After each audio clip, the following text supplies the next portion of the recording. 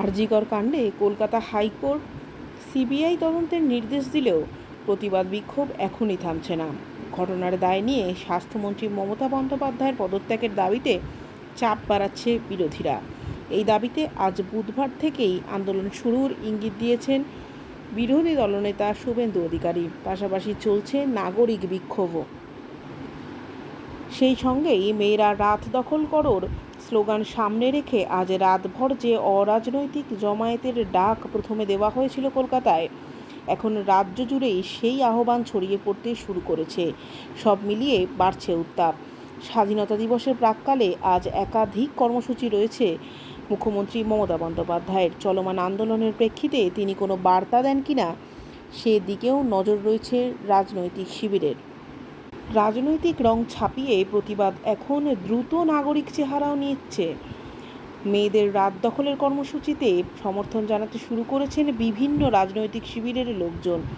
শাসক দল তৃণমূল কংগ্রেসের একাধিক নেতা, পুরপ্রতিনিধিও ওই আন্দোলনের সমর্থনে সমাজ মাধ্যমে পোস্ট করেছেন।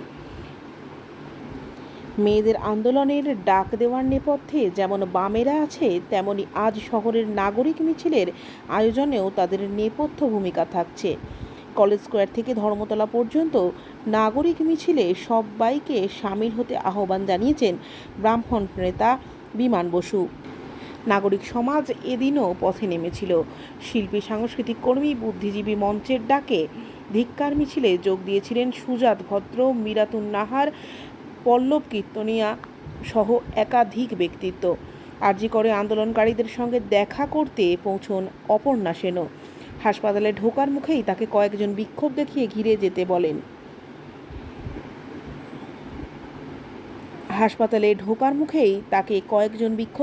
ফিরে যেতে বলেন।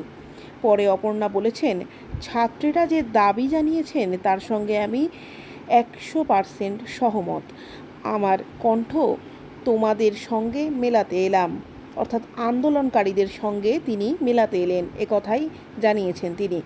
দোষীদের শাস্তি ও চিকিৎসকদের যথাযথ নিরাপত্তার দাবি জানিয়েছে নাগরিক সংগঠন দেশ বাঁচাও গণমঞ্চ ও সাধারণ মানুষের স্বার্থে হাসপাতালের জরুরি চিকিৎসা যাতে চালু থাকে সেই আর্জিও জানিয়েছেন তারা।